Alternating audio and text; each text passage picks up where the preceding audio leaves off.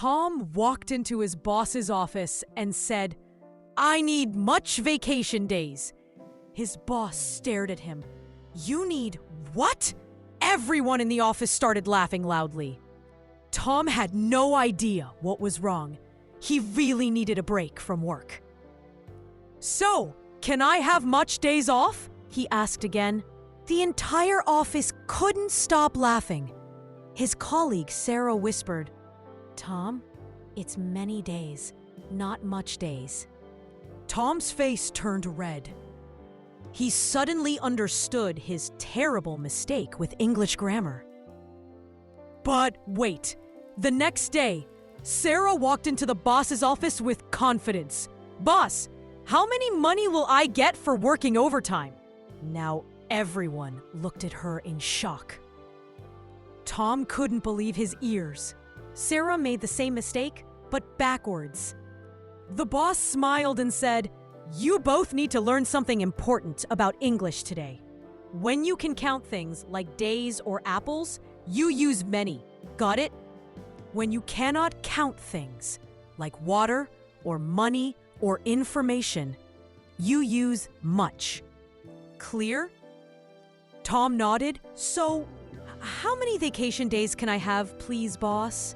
Sarah quickly added, "And how much money will I earn for my extra work this week, boss?" The boss laughed. "Now you're both speaking perfect English. Well done." But the comedy wasn't over yet. The new intern, Mike, walked in and said something amazing. "Boss, I have so much ideas for the project. I counted them. I have 47. Everyone froze. Tom whispered to Sarah, "He can count them, so it should be many ideas."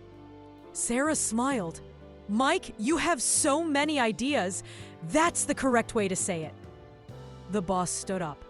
"I think we all need an English lesson. Let me explain this once and forever.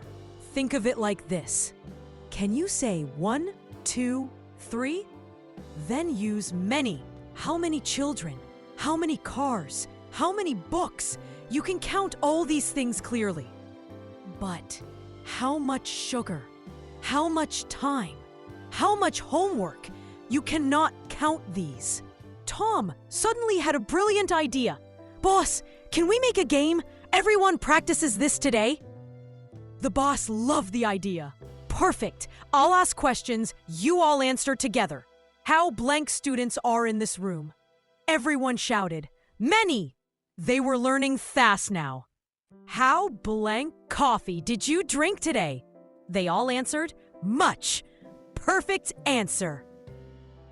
Sarah raised her hand. "I have a question. What about people? Is it many or much people?" The boss smiled. "Great question. You can count people, right? So it's many people." Mike jumped up excited. "Oh, so it's how many friends I have, not how much friends. I understand." Tom looked proud of himself. "And I say, I don't have much time, not many time." The whole office was finally speaking correct English, but then the CEO walked in unexpectedly. The CEO looked serious. "I heard much noises from this office. What's happening here?" Everyone's eyes went wide. The CEO just made the same mistake. Tom couldn't help but smile a little. Sarah was brave. "Sir, you can count noises, so it's many noises, not much." The CEO paused. Then he started laughing so hard. "You know what? You're absolutely right. I learned something today too. This is wonderful. From now on, everyone here will speak better English than me." Tom finally asked his question correctly. "So, boss, how many vacation days can I take this year?" The boss grinned.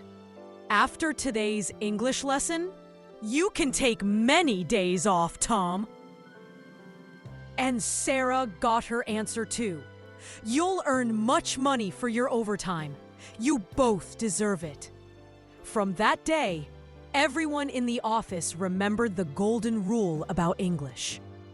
If you can count it, 1, 2, 3, use many. If you cannot count it individually, use much. Tom never made that mistake again. And every time someone asked for much days, the whole office would laugh together, remembering this crazy day. Want more funny English stories? Subscribe and join our learning adventure. You'll laugh, learn, and never forget these lessons.